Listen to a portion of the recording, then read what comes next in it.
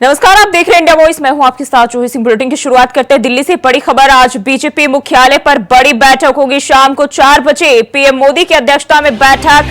BJP शासित राज्यों के सीएम, डिप्टी सीएम होंगे शामिल। तो ये बड़ी जानकारी दिल्ली से। आज बीजेपी मुख्यालय पर बड़ी बैठक शाम को 4 बजे, जहां जो है बीजेपी शासित राज्यों के सीएम और डिप्टी सीएम शामिल होंगे। लोकसभा चुनाव के परिणामों को लेकर समीक्षा की जाएगी इस दौरान। तो ये बड़ी जानकारी, लोकसभा चुनाव के परिणामों को लेकर इस बैठक में समीक्षा की जाएगी। साथ ही साथ कई अन्य मुद्दों को लेकर भी इस दौरान चर्चा हो सकती है। तो ये जानकारी सामने आ रही है। लोकसभा चुनाव के परिणामों को लेकर चर्चा की जाएगी। बीजेपी शासित राज्यों के सीएम और डिप्टी सीएम शामिल होंगे। और दिल्ली से ये जानकारी, आज बीजेपी मुख्यालय पर यह बड़ी बैठक शाम को 4 बजे और प्रधानमंत्री नरेंद्र मोदी की अध्यक्षता में बैठक का आयोजन।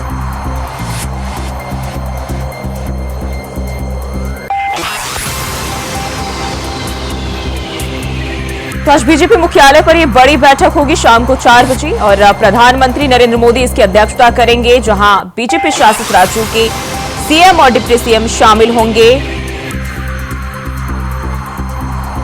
और इसी खबर पर ज्यादा जानकारी के साथ दिल्ली से हमारे संवाददाता अजय चौहान हमारे साथ चुके हैं। अजय, बीजेपी मुख्यालय पर आज बड़ी बैठक होने जा रही है। शाम को 4 बजे का वक्त बताया जा रहा है। क्या खबर मिल रही है बैठक को लेकर? आप लोगों को बता दें कि जिस तरह से बीजेपी शासन राज्यों के जो मुख्यमंत्री हैं और डिप्टी सीएम दिल्ली पहुंचे हुए हैं, नीति आयोग की बैठक में शामिल हो रखे। लेकिन जिस तरह से लगातार अब 4 बजे बीजेपी हेडक्वार्टर के अंदर एक बड़ी प्रेस कॉन्फ्रेंस होगी, वहाँ मीटिंग की जाएगी। लगातार जिस तरह से सीएमओ के साथ प्रधानमंत्री नरेंद्र मोदी मौजूद रहेंगे, जेपी नड्डा वहाँ मौजूद रहेंगे, राजनाथ सिंह वहाँ मौजूद रहेंगे, यानी कई और बड़े केंद्रीय मंत्री वहाँ मौजूद रहेंगे। बता दें कि आने वाले जो चुनाव है 2027 की बात करें या लोकसभा चुनाव में जिस तरह से हार हुई, उस पर मंथन किया जाएगा और आने वाले चुनावों को लेकर भी रणनीति बना जाएगी और बाकी अन्य मुद्दों पर भी चर्चा की जाएगी। आखिरकार देश के अंदर जिस तरह से काम चल रहा है, जिस तरह गरीबी की बात करें, महंगाई की बात करें, और अन्य मुद्दों को लेकर। लेकिन अहम है कि जिस तरह से इस साल लोकसभा चुनावों के अंदर जो बीजेपी की सीटें कमाई है, उस पर मंथन किया जाएगा, क्योंकि योगी आदित्यनाथ ने लगातार जिस तरह से 20 दिन उत्तर प्रदेश के अपने सभी नेताओं को साथ धरातल से लेकर ऊपर तक जो मीटिंग की थी, उसका समीक्षा की थी, उसको लेकर भी तैयारी की गई थी। और अब दिल्ली पहुंचे हुए योगी आदित्यनाथ, उसको लेकर सामने रखा जाएगा किस तरह से यूपी का 2027 में जो चुनाव होंगे तो किस तरह से रोड मैप तैयार किया जाएगा। क्योंकि अभी उपचुनाव होने हैं, उस चुनाव को लेकर भी सब चर्चा है कि आखिरकार जिस तरह से चुनाव हुए थे उसमें हार हुई थी, उसके बाद अब उपचुनाव होंगे, उसमें कैसे तैयारी करनी है, 2024-27 का भी जो रोड मैप है वो तैयार किया जाएगा। यानी कहीं ना कहीं ये जो अहम बैठक है, बहुत ज्यादा अहम बैठक मानी जा रही है। सभी सीएमओ के साथ बैठक की जा रही है, डिप्टी सीएम होंगे, वहाँ के जो राज्य अध्यक्ष है वो वहाँ मौजूद होंगे। यानी कि जो मीटिंग है वो कहीं ना कहीं आने वाले समय के लिए सबसे बड़ा मुद्दा बना हुआ है। और लगातार देखना ये होगा कि प्रधानमंत्री नरेंद्र मोदी जी के नेतृत्व में आज जो फैसला लिया जाएगा, जो रणनीति होगी, सभी से राय है कि आखिरकार आने वाले समय में और जो हमारी कमियां रही हैं वो किस तरह से रही और कहाँ पे टूटी रही कि हमें इससे बड़ा नुकसान उठाना पड़ा। बिल्कुल। और पुष्पेंद्र चौधरी भी हमारे सहयोगी न्यूज रूम से हमारे साथ जुड़े हुए हैं। पुष्पेंद्र, जिस तरीके से हम देखें पहले नीति आयोग की बैठक और अब शाम को ये बीजेपी मुख्यालय पर बड़ी बैठक, क्या संकेत देते हैं? किस तरह के जो बदलाव है इस दौरान सियासी हलचल की अगर हम बात करें, क्या देखे जा सकते हैं? प्रधानमंत्री नरेंद्र मोदी ही इस बैठक की भी अध्यक्षता करेंगे। जी बिल्कुल, अगर हम उत्तर प्रदेश की बात करें तो उत्तर प्रदेश की राजनीति में तो सियासी हलचल देखने को मिल ही रही है। और कल ही योगी आदित्यनाथ दिल्ली पहुंच गए थे, तो आज नीति आयोग की बैठक में डिप्टी सीएम भी शामिल हुए। और अब शाम को जो बैठक होनी है उसमें कई तरह की चर्चाओं को लेकर बात की जाएगी। लोकसभा की रणनीति, लोकसभा में जिस तरह से सीटें कम हुई, क्या नुकसान हुआ, उनको लेकर भी चर्चाएं की जाएंगी। और उत्तर प्रदेश में जो उपचुनाव होने हैं उनको लेकर भी चर्चाएं होंगी। आने वाले विधानसभा को चुनावों को लेकर भी चर्चा होगी। लेकिन उत्तर प्रदेश में जो स्थिति बनी हुई है और यहाँ पर दोनों नेताओं के बीच जो जुबानी जंग देखने को मिल रही है, अगर हम अखिलेश यादव और डिप्टी सीएम की बात करें और उधर डिप्टी सीएम और योगी आदित्यनाथ की बात करें, दोनों के बीच जो मनमुटाव चल रहा है उसको लेकर भी आज बात होगी। और कहीं ना कहीं कह सकते हैं कि उपचुनाव से पहले अगर यह कलह की स्थिति खत्म हो जाती है तो उपचुनाव में जरूर फायदा मिलेगा, वरना उपचुनाव में इस कलह का नुकसान हो सकता है। क्योंकि उधर जो विपक्ष है वो भी इस कलह को लेकर चुटकी लेता हुआ नजर आ रहा है और अखिलेश यादव लगातार डिप्टी सीएम पर भी तंज कसते हुए नजर आ रहे हैं, उधर डिप्टी सीएम अखिलेश यादव पर तंज कसते हुए नजर आ रहे हैं। लेकिन ऐसी स्थिति पंजाब में देखने को मिली थी जब दो खेमे बन गए थे और वहां पर नवजोत सिंह सिद्धू का खेमा अलग हो गया था और कैप्टन अमरिंदर सिंह का खेमा अलग हो गया था। लेकिन आने वाले विधानसभा चुनावों में क्या असर पड़ा कि वहां से कांग्रेस की सरकार चली गई। अगर वही स्थिति उत्तर प्रदेश के अंदर देखने को मिलती है तो आने वाले विधानसभा चुनावों में हो सकता है उत्तर प्रदेश के अंदर भारतीय जनता पार्टी को नुकसान उठाना पड़ जाए। जी बिल्कुल अजय, हम अगर राजधानी दिल्ली की बात कर ले तो जिस तरीके से वहां बैठकों का दौर जारी है, इसको लेकर जो राजधानी में हालात है, क्या देखे जा रहे हैं, क्या हलचल देखी जा रही है? यूं ही देखिए, जिस तरह से लगातार बीजेपी शासन राज्य के सीएम सारे मौजूद हैं और सबसे ज्यादा चर्चा में योगी आदित्यनाथ हैं, क्योंकि लगातार यूपी के अंदर जिस तरह से जो विपक्ष लगातार सवाल खड़े करता रहा है कि कहीं ना कहीं बीजेपी के अंदर ही मनमुटाव चल रहा है, तो सरकार गिराने की बात चल रही है। लेकिन बता दें कि योगी आदित्यनाथ एक अपने सिस्टम है, उनकी अपनी पहचान है और जो काम करता है वही हम और भी लगी है कि हमें योगी जी पर भरोसा है और वो जिस तरह से काम करते हैं वो अपने दम पर काम कर रहे हैं। यानी कि योगी जी के जो लोकप्रियता है वो लगातार बनी हुई है, यानी कि कोई उम्र दिक्कत नहीं है, ना ही कोई उनसे मनमुटाव कर रहा है, ना ही कोई पार्टी छोड़ के जा रहा है। तो ये क्लियर पहले हो चुका है। सुबह भी यही तो सामने आती कि योगी आदित्यनाथ पर कुछ बड़ा फैसला लिया जाता है, लेकिन जिस तरह से जो डिप्टी सीएम है योगी आदित्यनाथ है, जो अध्यक्ष है वो एक साथ है और मीटिंग के साथ पहुंचे हुए हैं, तो देखिए जो मनमुटाव था वो सामने आ रहा है कि कोई ऐसी कलेश नहीं है कि योगी आदित्यनाथ पर कोई एक्शन लिया जाए। लेकिन ये जो है जिस तरह योगी आदित्यनाथ यूपी के अंदर एक्शन लेते हैं, कार्रवाई करते हैं, तो इसमें कहीं ना विपक्ष जो है बुखलाया हुआ है कि आखिरकार योगी आदित्यनाथ अपने दम पर सारा, बाकी किसी से कोई निर्णय नहीं लेते, नहीं सलाह लेते हैं। तो ऐसे में सबका ये कहना है कि किसी भी तरह से यूपी से योगी आदित्यनाथ को हटाया जाए, लेकिन योगी आदित्यनाथ की जो मोहर है वो पूरी लगी हुई है, कोई उनको हटा नहीं सकता। साफ साफ क्लियर हो गया, हमारे नेता है, नेता ही रहेंगे। बिल्कुल पुष्पेंद्र, अगर हम उत्तर प्रदेश में होने वाले उपचुनाव की बात कर ले तो 10 विधानसभा सीटों उपचुनाव होने, और ऐसे में इस बैठक में उसको लेकर किस तरह की रणनीतियां बनाई जा सकती है, क्योंकि बीजेपी जो प्रदेश की बीजेपी है अंदर अंतरकलह वो लगातार जारी है लोकसभा चुनाव परिणाम सामने आने के बाद।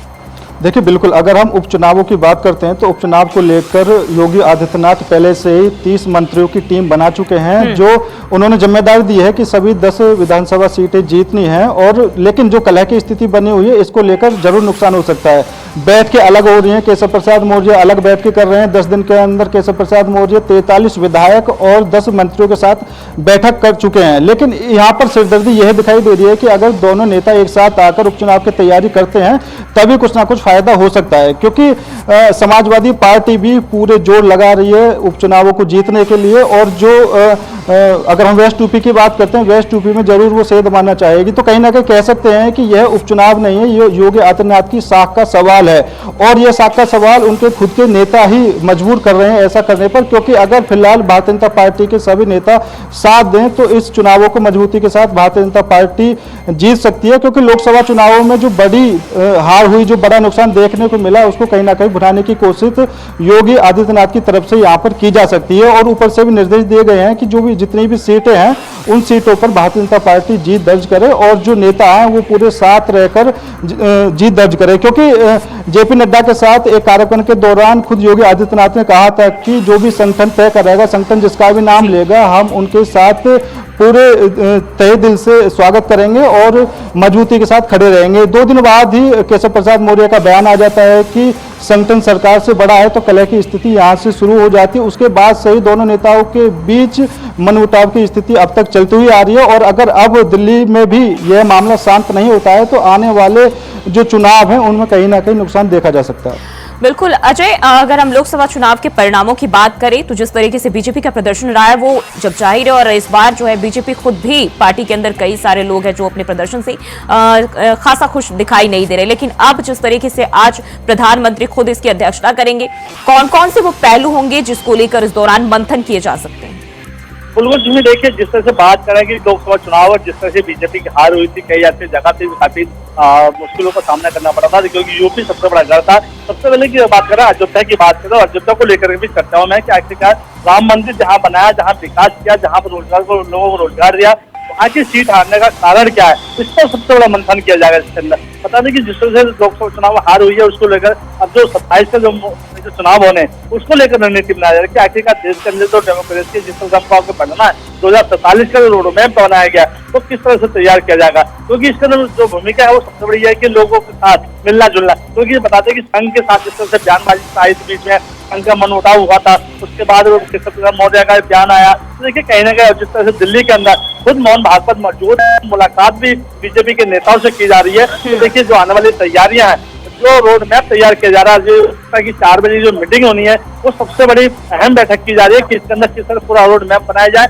और आने वाले जो उपचुनाव है उसमें अब जो विधानसभा की सीटें हैं वो पूरी से पूरी ली जाए और आने वाले चुनाव करने तैयारी की जाए। क्योंकि देखिए आपसी जो मतभेद होता है वो कहीं ना कहीं देखा जाता है, उसमें कहीं ना नुकसान बीजेपी का ही हुआ है, क्योंकि कुछ बयानबाजी ऐसी हुई चुनावों के अंदर तो खुद को उनको नुकसान उठाना पड़ा। तो देखिए पूरा मंथन किया जाएगा, देखना यह होगा इस मीटिंग के अंदर क्या क्या नया निर्णय योगी जी के जो अफवाहें फैलाई जा रही है कि बीजेपी की तो यूपी के मुख्यमंत्री उनको हटाया जाएगा, 6 महीने के अंदर सरकार गिरा दी जाएगी। लेकिन इस वक्त बताते हैं कि साफ साफ कहा गया कि योगी जी हमारे नेता हैं और सभी नेताओं की तरफ से भी बयान आया कि योगी जी नेता है, नेता रहेंगे और उन्हीं के दम पर यूपी में सरकार चलेगी। तो देखना है कि ये जो मीटिंग है वो सबसे अहम बैठक मानी जा रही है आज। जी पुष्पेंद्र, अगर हम बात करें तो जिस तरीके से बीजेपी ने लोकसभा चुनाव में 400 पार का नारा दिया था, हालांकि वो इसे पाने में जो है असफल रह गए, लेकिन क्या यूपी की 10 विधानसभा सीटों पर जो उपचुनाव होने 10 का दम इस बार देखने को मिल सकता है? देखिए बिल्कुल, जिस तरह से इंडिया गठबंधन ने उत्तर प्रदेश के अंदर एक अच्छा परफॉर्मेंस दिया है, उससे लगता नहीं है कि बीजेपी की राह यहाँ पर आसान होने वाली है। और दूसरी तरफ से जो कलह की स्थिति बनी हुई है, क्योंकि लोकसभा चुनाव में उत्तर प्रदेश के अंदर जो नुकसान हुआ उसकी जिम्मेदार सिर्फ योगी आदित्यनाथ नहीं है, क्योंकि जो बीजेपी का शीर्ष नेतृत्व था उसकी तरफ से जो बयानबाजी होती दिखाई दे रही थी, जो अहंकार दिखाई दे रहा था, और शुरू से ही जो 400 पार का नारा उन्होंने दिया था। क्योंकि अभी लोकसभा रिजल्ट के बाद खुद योगी आदित्यनाथ ने कहा था कि कभी कभी ज्यादा आत्मविश्वास भी नुकसान का कारण बन जाता है, तो वही यहाँ पर ये देखने को मिला है। और कई सीटों पर ऐसा है, स्मृति ईरानी के द्वारा राहुल गांधी को कहा गया है कि राहुल गांधी अमेठी छोड़कर भागे, तो कई तरह की ये जो बयानबाजी थी उसमें भारतीय जनता पार्टी का नुकसान हुआ है। और शुरू से ही पहले चरण से ही जिस तरह प्रधानमंत्री नरेंद्र मोदी द्वारा एक विशेष समुदाय को टारगेट किया जा रहा था और लास्ट चरण तक वही देखा रहा, राहुल गांधी को शहजादा कहकर संबोधित किया जा रहा था, तो कई तरह की बातें यहाँ पर देखने को मिली। और अमेठी और रायबरेली की सीट पहले से ही निर्धारित हो चुकी थी, क्योंकि जो हारा हुआ प्रत्याशी होता है जनता की सहानुभूति उसके साथ पहले से ही हो जाती है। और राहुल गांधी कोई छोटे नेता तो है नहीं, बड़े नेता हैं, और उनको अगर अमेठी से लड़ाया जाता तो हो सकता है वो अमेठी से भी जीत जाते। लेकिन अगर हम 10 विधानसभा सीटों की बात करें तो 10 विधानसभा सीटें वो ऐसी हैं, 9 विधानसभा सीटें वो ऐसी हैं जिन पर हार कर जीते हुए प्रत्याशी सांसद बन चुके हैं और वो सीट खाली हो चुके हैं। कानपुर की सीट की बात करें, कानपुर की सासामू सीट पर सपा से जो विधायक थे इरफान सोलंकी, उनको 7 साल की सजा हो चुकी है, इसलिए वो सीट खाली है। लेकिन वहां पर सपा की दावेदारी मजबूत मानी जा रही है। कांग्रेस और सपा के 20 सीटों को लेकर अभी तालमेल नहीं बैठ पा रहा है। कांग्रेस 4 सीटों पर चुनाव लड़ना चाहती है, लेकिन अखिलेश यादव उनको 2 सीटों से ज्यादा देने के मूड में नहीं है। तो स्थिति दोनों की तरफ ही ऐसी बनी हुई है। अगर हम बीजेपी की बात करें तो बीजेपी में तो कलह है ही, लेकिन समाजवादी पार्टी और कांग्रेस के बीच भी अभी तालमेल की स्थिति सही नहीं बैठ पा रही है, क्योंकि वो 4 सीटों पर चुनाव लड़ना चाहती है, समाजवादी पार्टी 2 सीटों से ज्यादा उसको देना नहीं चाहते। लेकिन ऐसे में अगर कांग्रेस को 2 सीटें भी मिल जाती हैं तो कांग्रेस 2 सीटों पर भी फायदे में रहेगी, क्योंकि जितनी भी 10 विधानसभा सीटों पर चुनाव होने हैं, इन एक भी सीट पर कांग्रेस पार्टी का विधायक नहीं था। अगर ऐसे में 2 सीटें भी मिलती हैं तो कांग्रेस को यहाँ पर 2 सीटों का फायदा जरूर हो सकता है अगर वो इस विधानसभा चुनाव में वो जीत दर्ज करती है। लेकिन यहाँ पर भी एक कारण यह बना हुआ है, कांग्रेस और सपा दोनों ही मुजफ्फरनगर की मीरापुर सीट चाहते हैं। अब मीरापुर सीट का कारण यही है कि वो आरएलडी के गढ़ में सेंध मारना चाहते हैं। अगर यहाँ पर इन दोनों पार्टियों में से कोई भी अपनी मजबूती बना लेगा तो हो सकता है कि वेस्ट यूपी में वो अपनी आगे के लिए एक ताकत मजबूत कर लेंगे और आने वाले विधानसभा चुनावों में इस गढ़ को भी सेधने की कोशिश करेंगे। जी बिल्कुल अजय, अगर हम बात करें बैठकों की तो बैठकों का दौर जो है राजधानी में जारी है, कब तक ये चलेगा और किस तरह की जो हलचल है वहां भी देखे जा रहे हैं, क्या बदलाव इसके बाद देखे जा सकते हैं? बिल्कुल, जो ही देखिए दिल्ली के अंदर कल से ही लगातार कई बीजेपी की बैठक की गई, उससे पहले भी कई बीजेपी की बैठक की गई थी, उससे अलग अलग तरीके से बैठक की जा रहा है। उस निर्णय में दिया जा रहा है कि आखिरकार जो मंथन है, जिस तरह से नारा था, लेकिन वो कहीं ना कहीं, लेकिन बताते विपक्ष ने जिस तरह से बीजेपी की जो बात थी उनको चुनाव में प्रचार किया कि कहीं ना कहीं लोगों को दबाया जाएगा, करता जाएगा, रोजगार खत्म, तो ऐसे मुद्दों पर भी चलता है कि आखिरकार ऐसे बयानबाजी में कहीं ना कहीं बीजेपी का नुकसान हुआ था। तो देखिए आज जो मीटिंग हो रही है इसलिए सभी बीजेपी शासन राज्यों के सीएमओ को, मुख्यमंत्री को बुलाया गया है, ताकि जो भी कमियां जो प्रशासन है, जो जनता के बीच किस तरह से व्यवहार करना चाहिए, जनता को किस तरह काम करना चाहिए, इस पर मन था, क्योंकि जनता से ही नेता बनता है तभी सरकार बनती है। जब जनता खुश नहीं होगी तो कुछ नहीं होगा। तो ऐसे में उनको हो सकता है कि बिल्कुल अजय, तो बने रहिएगा हमारे साथ, आगे भी आपसे अपडेट लेते रहेंगे। फिलहाल के लिए बहुत बहुत शुक्रिया आप दोनों का हमारे साथ जुड़ने के लिए। और बढ़ते आगे, लखनऊ से जानकारी सामने आ रही है। 28 जुलाई को सपा कार्यालय में होगी बड़ी बैठक। विधायकों की बैठक लेंगे सपा प्रमुख अखिलेश यादव। तो 28 जुलाई को सपा कार्यालय में बड़ी बैठक होगी, जहां सपा प्रमुख अखिलेश यादव विधायकों की बैठक लेंगे। विधानसभा के नेता प्रतिपक्ष का हो सकता है ऐलान। बैठक के बाद नाम पर भी लग सकती है अंतिम मुहर। तो ये जानकारी सामने आ रही। 29 जुलाई से यूपी विधानसभा का सत्र होगा शुरू। कल होगी सपा की बड़ी बैठक। तो ये जानकारी सामने आ रही है और बैठक के बाद नेता प्रतिपक्ष के नाम पर भी अंतिम मुहर लग सकती है। तो ये जानकारी सामने आ रही है और सपा प्रमुख अखिलेश यादव विधायकों की बैठक लेंगे। तो सपा कार्यालय में 28 जुलाई को बड़ी बैठक होने जा रही है।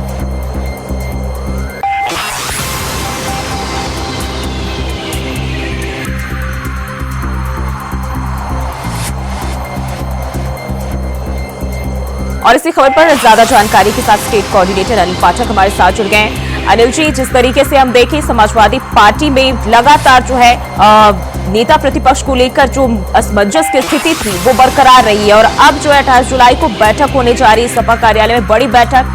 क्या अपडेट है इसको लेकर? देखिए, जो समाजवादी पार्टी में असमंजस के बादल अब छटने लगे हैं। लोकसभा चुनाव के बाद अब विधानसभा में अखिलेश यादव जो है वो पीडीए का तूफान लाने की तैयारी में है। नेता प्रतिपक्ष को लेकर के जिस तरह की चर्चा चल रही है उसमें सबसे ज्यादा सुर्खियों में नाम चल रहा है तूफानी सरोज का। जी, ये विधायक हैं तूफानी सरोज, सांसद भी रह चुके हैं तूफानी सरोज। इनकी बेटी प्रिया सरोज मछली शहर से सांसद हैं, कम उम्र की सांसद हैं ये और लोकसभा पहुंची हैं। काफी चर्चित नाम है दलित चेहरे के रूप में तूफानी सरोज का। इसलिए माना जा रहा है कि कल विधायकों की बैठक में तूफानी सरोज के नाम पर मोहर लग सकती है। दूसरा नाम चल रहा है मनोज फारूक का। नगीना सीट से विधायक हैं, दलित चेहरे के रूप में इनकी अपनी अलग पहचान है। इनके नाम पर भी मंथन चल रहा है। हालांकि अंदर काफी कुछ साफ हो चुका है, लेकिन अभी अखिलेश यादव की मोहर लगनी है कि आखिर उनकी कुर्सी कौन संभालेगा विधानसभा में। जी अनिल जी, जिस तरीके से हम देखें पहले से लगातार जो है शिवपाल यादव को लेकर चर्चाएं रही है, लेकिन अब जब तूफानी सरोज का नाम सामने आ रहा है तो बताया जा रहा है कि जो पीडीएफ फॉर्मूला है वंचित चेहरे को उसी के तहत लाने की कोशिश की जा रही है।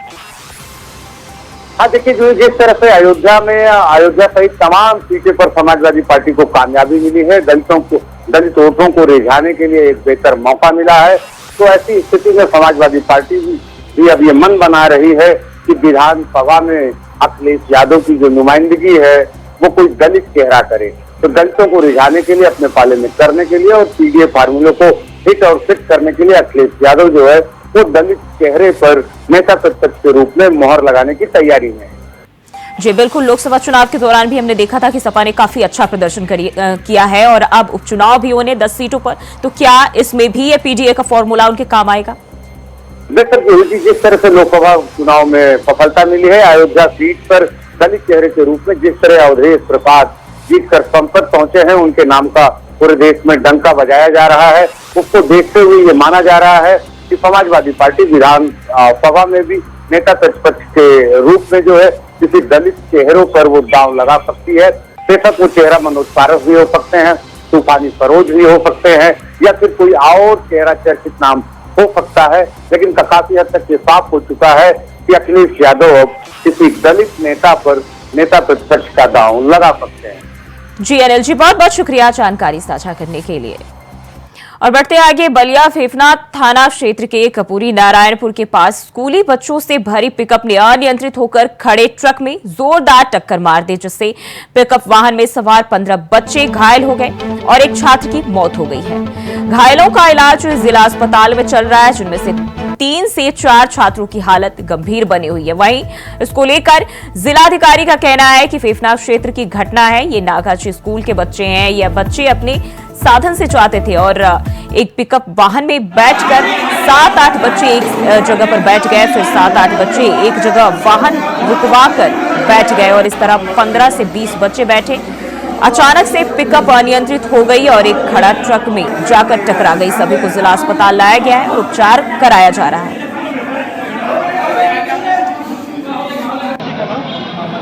थाना फेफना पड़ता है हमारे सदर तहसील में, उसके अंतर्गत क्षेत्र का ये मामला है।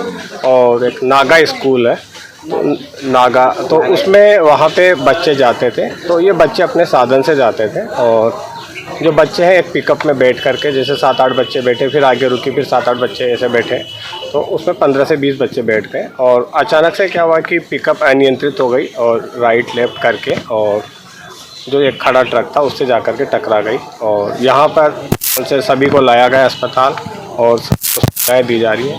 एक बच्चा जो था वो यहाँ पे ब्रॉड डेड लाया गया, 3 से 4 बच्चे जो है क्रिटिकल है, उसमें से 2 को BHU रेफ़र किया गया है। बाकी को यहीं पर हम जो हमारी क्रिटिकल केयर यूनिट है और ICU है उसमें रख रहे हैं। हमारे CMO CMS सभी मेडिकल स्टाफ यहाँ पर लगा हुआ है और हम बेहतर से बेहतर इलाज देने का प्रयास कर रहे हैं। और जो 20 घटना के दोषी हैं उनकी जांच करा करके उन पर कठोर कार्रवाई की जाए।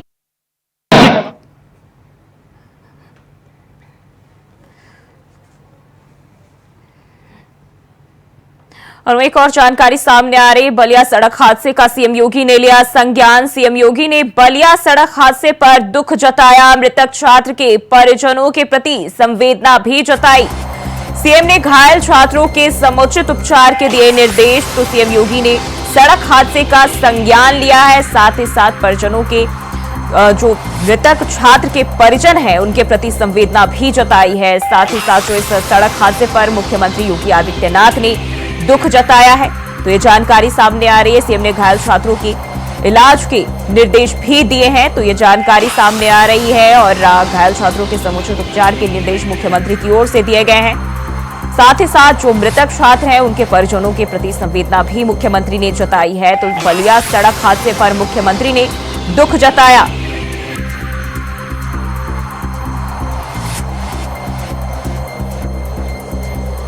तो हादसे का सीएम योगी आदित्यनाथ ने संज्ञान लिया है और जो घायल छात्र हैं उनके इलाज के निर्देश दिए हैं और साथ ही मृतक छात्र के परिजनों के प्रति संवेदना भी जताई है। तो बलिया सड़क हादसे पर मुख्यमंत्री योगी आदित्यनाथ ने संज्ञान लिया है और सड़क हादसे पर उन्होंने दुख भी जताया।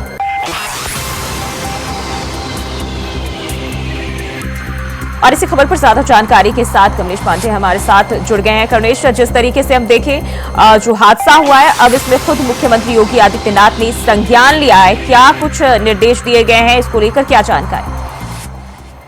जी, मैं आपको बिल्कुल बता दूं कि जिस तरह से आज सुबह में नागाज स्कूल के बच्चों का जो एक्सीडेंट हुआ था, और इस तरह का एक्सीडेंट हुआ था जिसमें कि काफी बच्चे चोटिल हो गए थे, यहाँ तक कि एक बच्चा तो मतलब उसकी यही मृत्यु हो गई थी। लेकिन जो यहाँ से जो 3 से 4 सीरियस बच्चे थे उनको इलाज के लिए BHU वाराणसी रेफर किया गया था, जिसमें एक बच्चा जो है गाजीपुर जाते जाते रास्ते में ही उसकी भी मृत्यु हो गई है।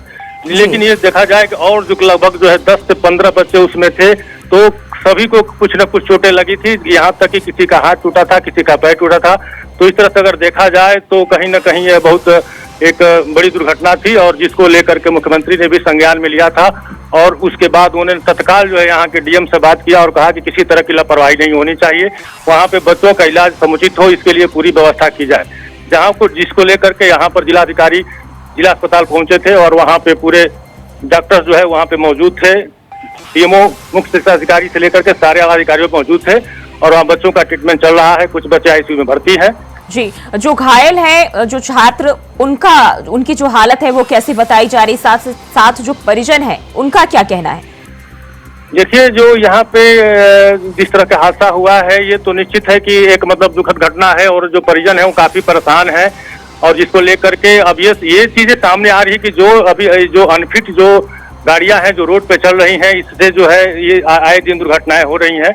लेकिन इसको लेकर के जो है कहीं न कहीं जो है सरकार को इस पर अंकुश लगाना पड़ेगा कि जो अनफिट जो गाड़ियां हैं वो रोड पर चली हैं, जो क्षमता से अधिक सवारी, या तो बच्चे स्कूल की बसें हैं या गाड़ियां हैं वो भी, और ये जो रोड पे चलती है सवारी गाड़ियां वो भी, ये जो उसकी क्षमता है उससे अधिक ये लोग अपना उस पे एक्स्ट्रा जो है लोड करके सवारी बैठा करके बच्चों को बैठा कर रोड पर चलते हैं, जो कि आए दिन इस तरह की दुर्घटनाएं देखने को सामने मिलती है। जी कर्णेश, बहुत बहुत शुक्रिया जानकारी साझा करने के लिए। और फिलहाल के लिए बुलेटिन बस इतना ही। खबरों के लिए बने रहे इंडिया वॉइस के साथ।